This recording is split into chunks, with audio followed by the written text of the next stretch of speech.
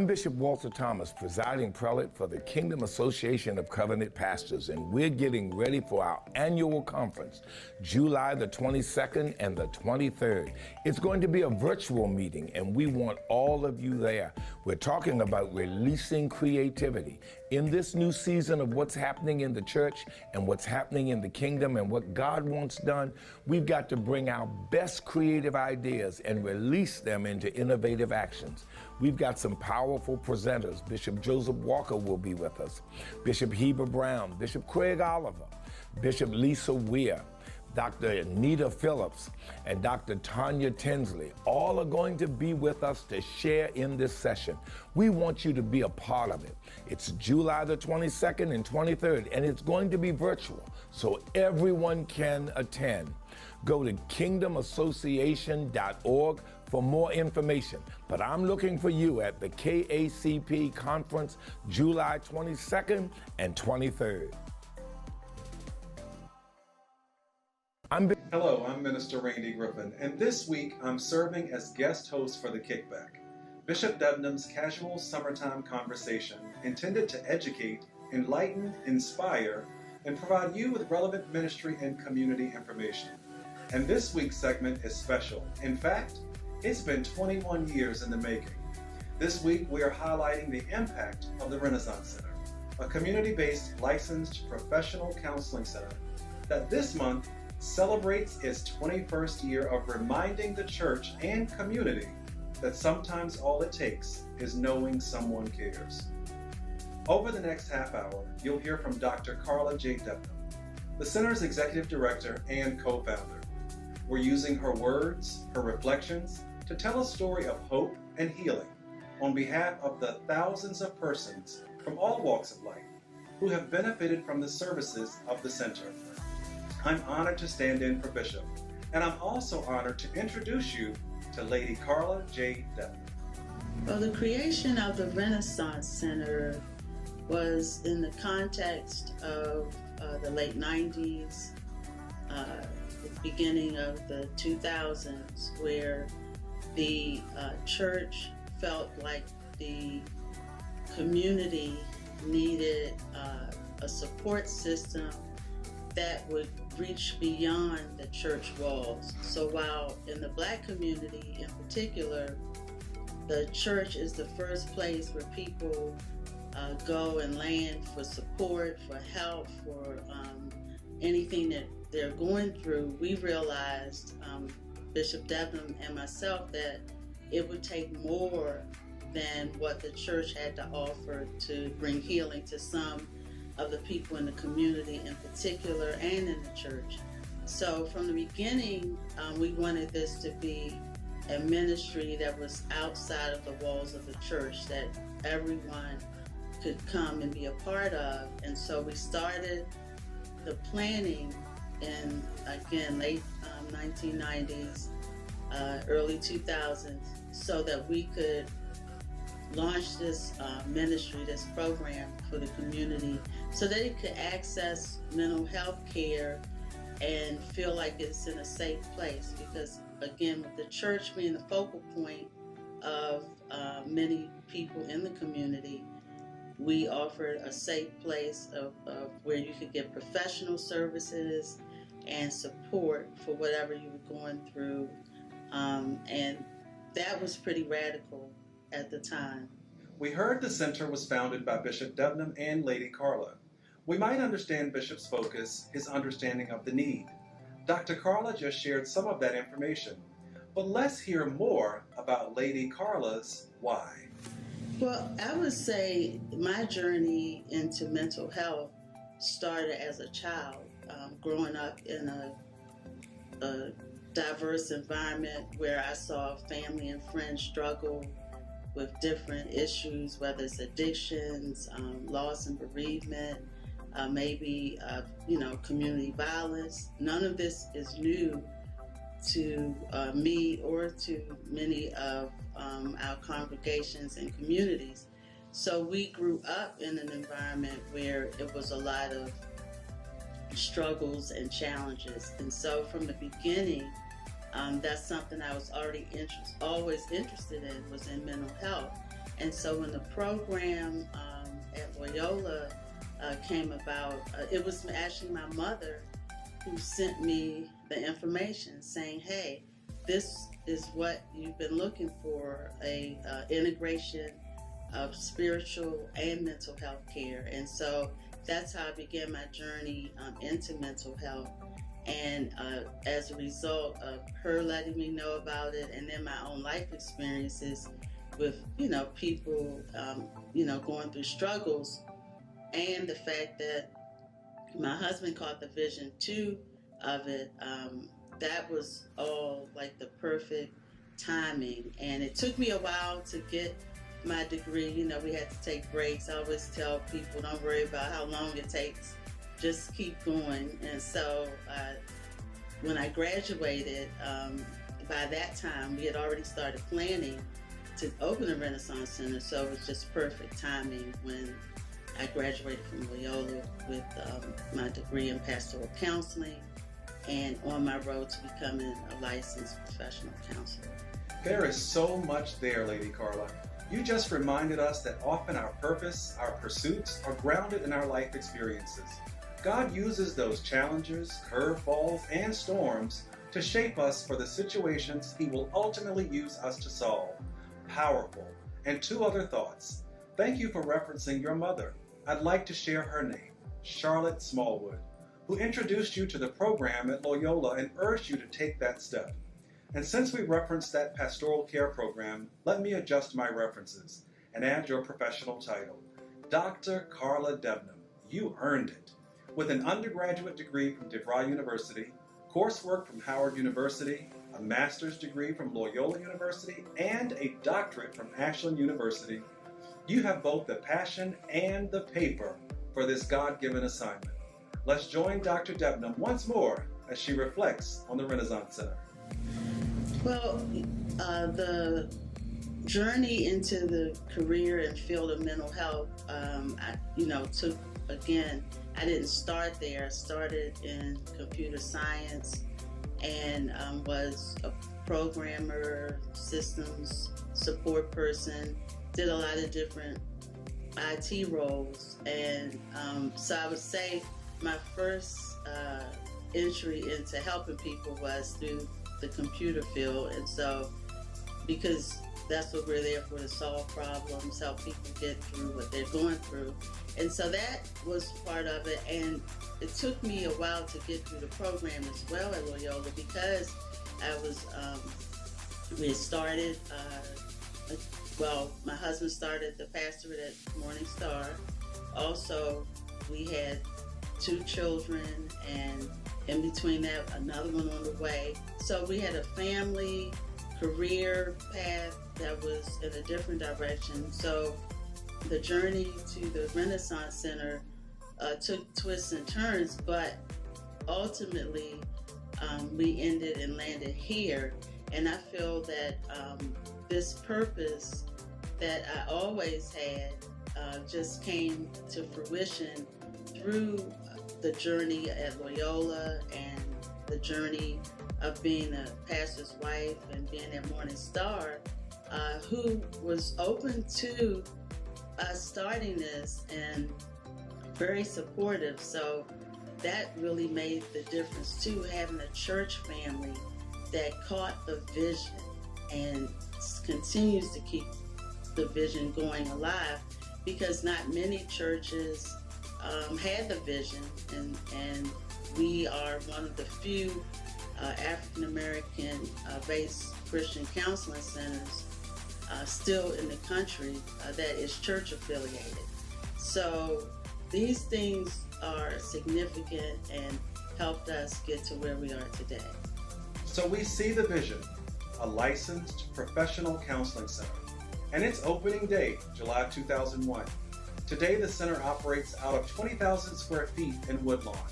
Prior to the current location, the center operated from a 3,000 square foot building in the heart of downtown Catesville Business District at 10 Winters Lane. But on opening day 21 years ago, the ribbon cutting took place at a small house located at 135 Winters Lane. The feelings I experienced, especially on that opening day, and thinking back to, how the Facebook pop-up, so we had all the picture memories of that day that the collages from last year. And so it was joyous. We had the ribbon cutting. Everybody was happy. We were particularly proud because it was off-site. It was a small, intimate location that you could barely fit in, but it was ours, and it was just going into the color scheme, the window treatments, all the things that it took to make it happen, furnishings, just making sure that this would be a place where people would feel comfortable coming and sharing and opening up their hearts. So it was important to us that this was an atmosphere of caring, an atmosphere of comfort, and a professional atmosphere as well. I never forget, I had a gentleman come in and he looked around and he said, I think it was a premarital, so he didn't know, what he was walking into. But he looked around and saw the environment. He said, wow, it wasn't what he thought it was going to be. And so that was important to us too, to maintain that community home-like feel, but also that professional atmosphere. So that was how I felt when we opened up, that it was great. Thanks, Dr. Debnam. I appreciated the word ours.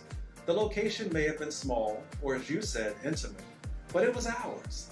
This is a great opportunity to applaud the men and women who started the journey with you, held up yours and Bishop's arms, and helped make the dream a reality. Some of them are still connected to the center. Their labor has not been in vain.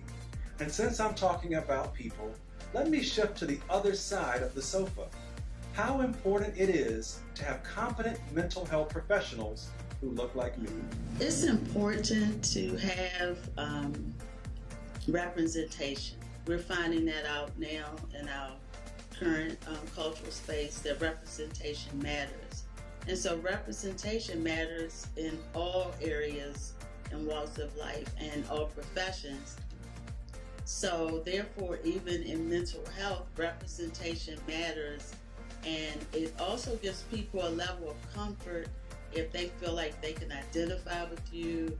You may know something about their background, or you might at least be interested in their background, even if you don't have similar backgrounds, but because you come from the same ethnic group, you might have an understanding and they don't have to explain themselves. So whether it's the language a person uses when they're conveying their emotions, or the way their facial expressions are, we already get it, So people like to have that connection with others. And it's not, everybody doesn't need that, but a lot of people appreciate being able to connect with their clinician on that level. And so it does help to have that. And you can be of the same ethnic group, though, and still not be culturally competent, which that's like a whole nother topic. But you can get training, and it doesn't matter.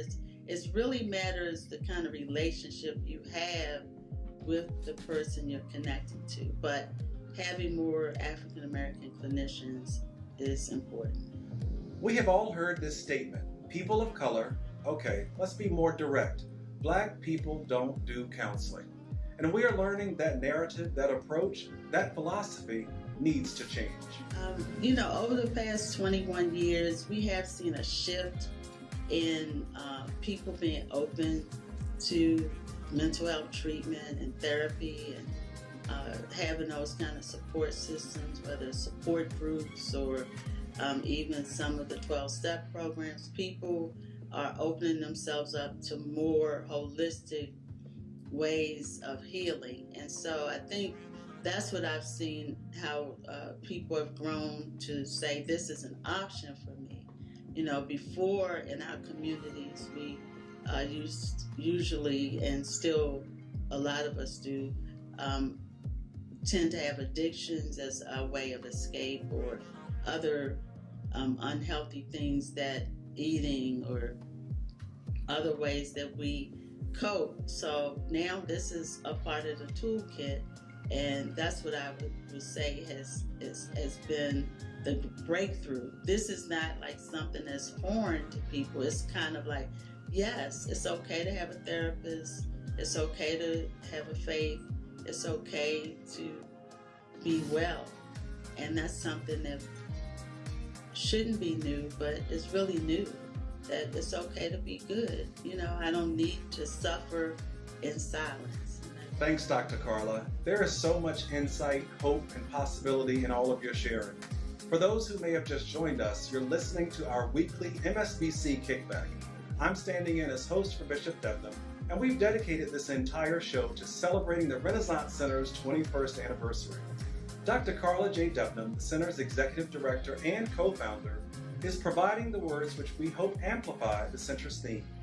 Sometimes all it takes is knowing someone cares. We asked Dr. Debnam about the Center's successes. So mental health in the Black community and in the church community, again, we didn't mix those two. And it was not the norm for churches, Black churches in particular, to promote mental wellness and healing. And in fact, we saw getting treatment outside of the four walls of the church as something that might have been against the faith. So many persons, took a hold of that, and of course, attending church, prayer, all of the worship experiences, those things were their remedy for what was going on. But we've seen the transition that a lot of pastors and church leaders noticed that, hey, while we're having all of these services, we are still seeing a segment of the church population that needs more. They need more than just Sunday morning or the midweek service in the evenings. They need more support than we can give. And so a lot of the pastors too are being burdened down by the different persons coming, for different conferences, needing follow-up care. And that was taking a lot of time off of them being able to prepare for sermons and Bible studies. So therefore we have a whole shift in people being open to counseling, because the pastors had to shift their mindset first. So once the leadership shifted, that opened the door for more people in the church and community to feel like, hey, counseling is an option, it's a safe way to go. Now for the Renaissance Center and the future of counseling, I see that we need to just continue to keep up with the professional training, which we all are supposed to do anyway to keep our license. But it's more than professional training. It's about really connecting still with people. That our mission is the people, and it doesn't matter if we have all of the bells and whistles and still can't help the people. So that's my continued goal. How can we get where the people are? So that's the next iteration of the Renaissance Center, beyond currently having Zoom therapy and doing things like that, to get back into the community where the people are hurting the most. That's the vision, because they're not coming to us.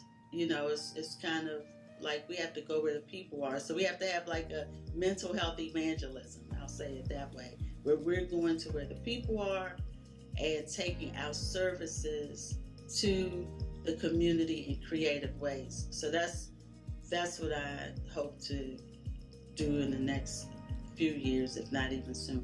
And where there are successes, there are also lessons learned. Healing is a journey. I count some of the successes of the Renaissance Center One of my favorite successes is the fact that we have been a training location for interns of all different backgrounds. So we've had social work undergrad interns up to social work master's level interns, as well as psychology majors, persons that are majoring in clinical mental health and pastoral care, pastoral counseling.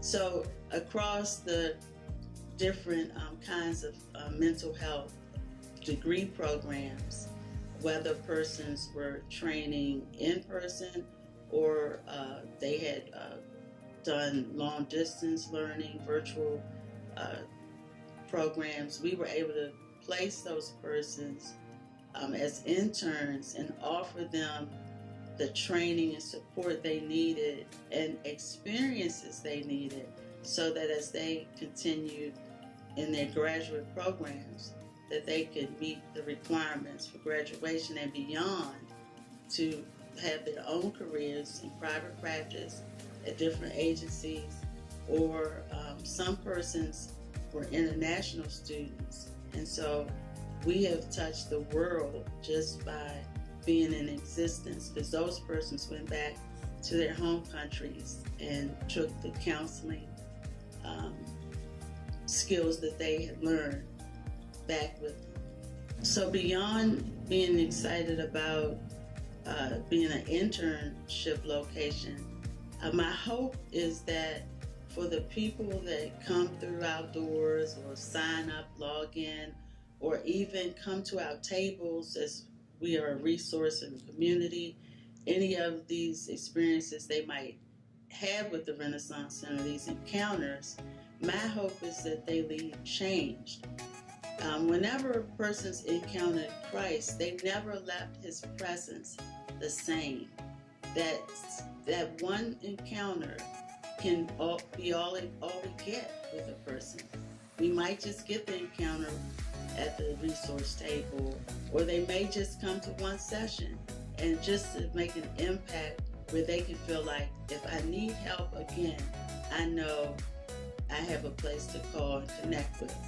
And not only that they know that we're a resource of hope and healing, but that they can go on and live an abundant life. John 10:10 says Jesus came that we might have life, have it more abundantly. And sometimes to get that abundant life, you need a support system. That's outside of your family, that's outside of your coworkers and friends. You might need a therapeutic support system, and that's what I want people to leave, knowing that there is hope, they can live an abundant life, they can be successful, they can have the life they want. But sometimes all it takes is knowing someone cares, and we want to be that place that helps in that healing process. So the lessons I've learned over these last 21 years that I'd like to share is that healing is a journey. A lot of times people walk through the door, or what, now in Zoom, we log onto the screen, and we want to know, when is this going to be over? How many sessions is it going to take before I'm better, before I can live the abundant life? It's a journey. It's going to take some time for some people. Some people is quick, you can get through what you're going through, but many of the concerns that we have are long-term concerns, and they're going to take some time for us to get through. So I would want to encourage people that when you embark upon this, look at it as a journey. It's not a quick fix, but it's a journey.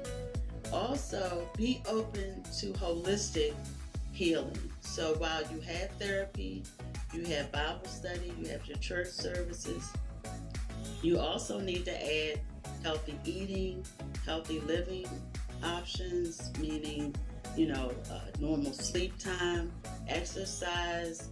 You have to incorporate other disciplines into your life to get the abundant life you're looking for. So you can't do one or the other.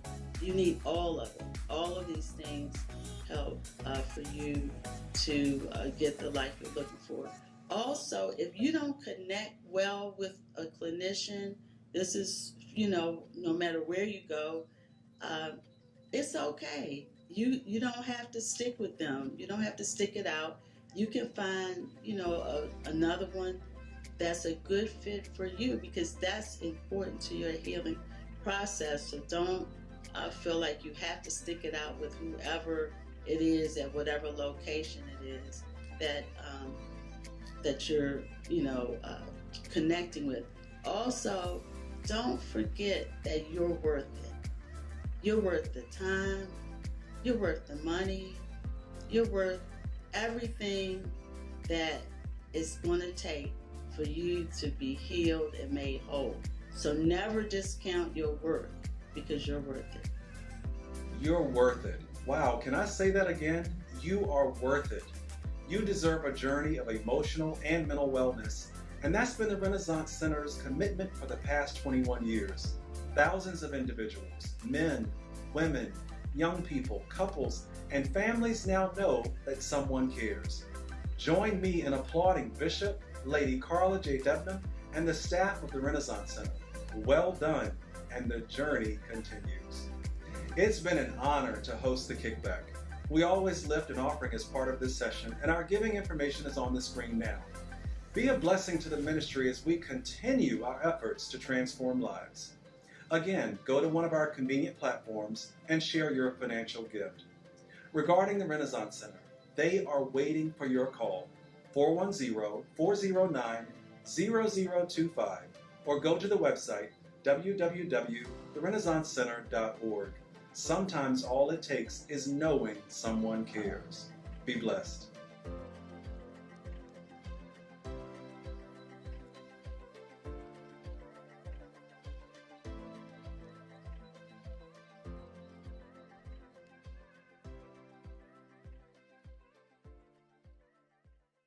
Hello,